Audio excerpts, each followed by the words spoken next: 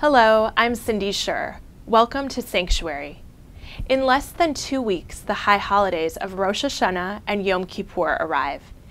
It is a period of intense reflection and prayer, marking the beginning of the Jewish New Year.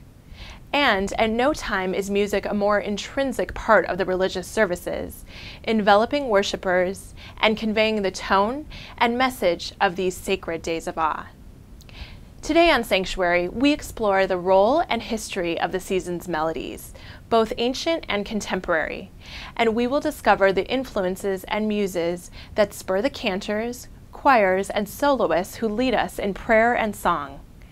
Serving as our guides will be two of the Chicago area's outstanding cantors, Hazzan Alberto Mizrahi of Anshe Emet Synagogue and Cantor Vicky Glikin of Solel congregation. We also will sit in on a rehearsal of the Solel choir as its members prepare for the upcoming services. And we will observe as Hazzan Mizrahi mentors 13-year-old prodigy Anna Gotskind, who makes her debut as a high holiday soloist this year. So join us now on what promises to be a most melodic journey.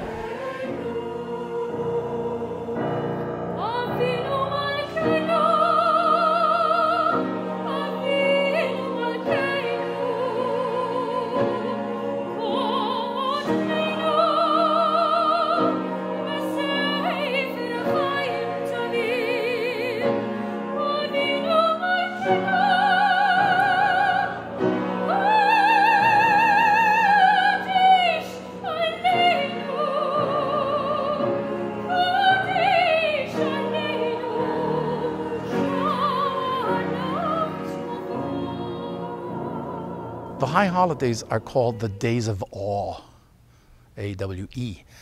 And the role of music, the way I see it, aside from the usual role of music in prayer services, which is to lift the words that were written by scholars, rabbis, etc. for thousands of years and create something new, to lift them out of the page and let them fly throughout the congregation and let people go, oh, I never thought of it that way, but musically.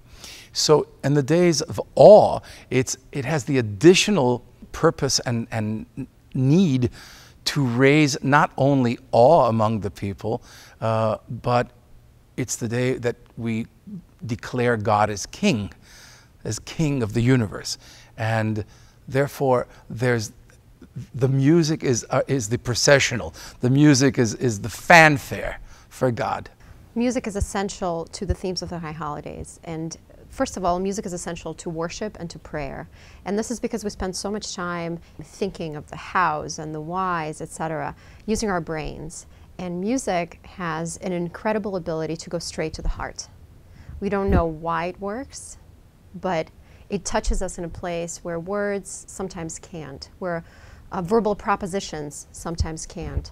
And if there's anything about the high holidays, it is the idea that this is a time for us to step out of the ordinary. It's a time for us to consider our lives and reconsider our lives, the way we live our lives, the way we act, the way we are, and to take a step back and, in the perfect world, to return to a pure version of ourselves. And so music helps us to do that because it reaches right to the heart. It cuts through all of the baggage that all of us carry around and goes to the stuff that's really important. Certain melodies that are in our high holiday liturgy are said to be Sinai. So the idea is that literally Moses walked down Mount Sinai holding not only the tablets but also singing, Avinu Malkeinu or Kol Nidrei.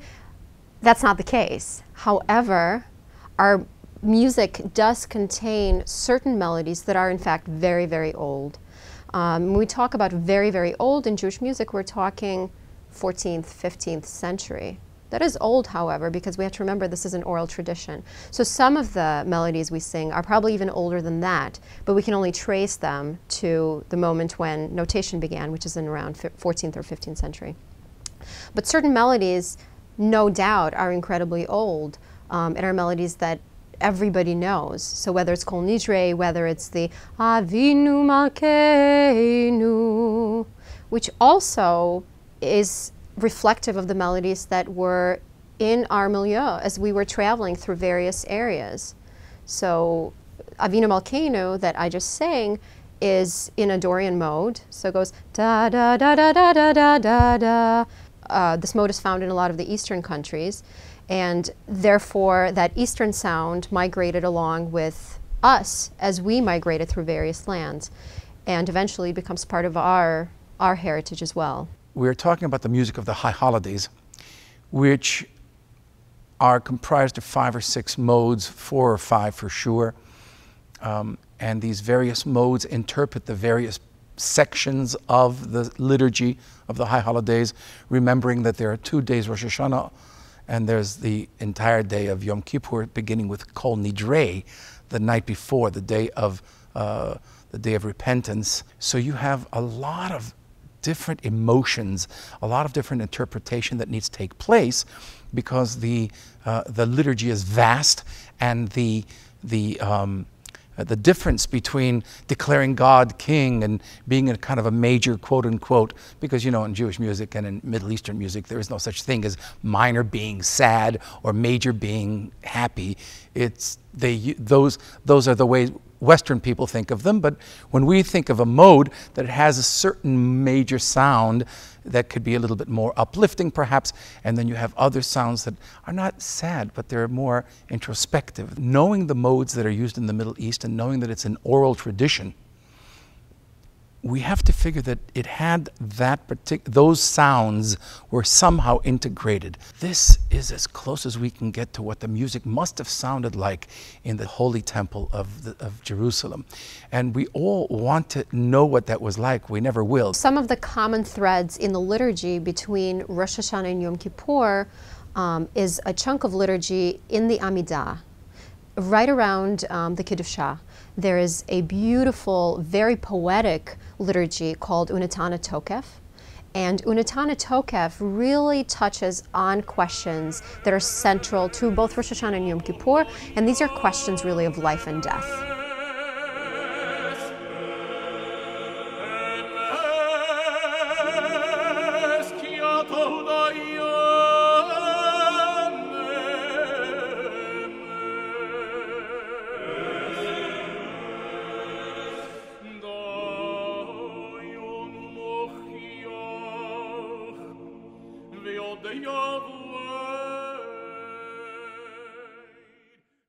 Who in the next year will live and who will die? And for those who will die, there's a beautiful poem, Rosh Hashanah.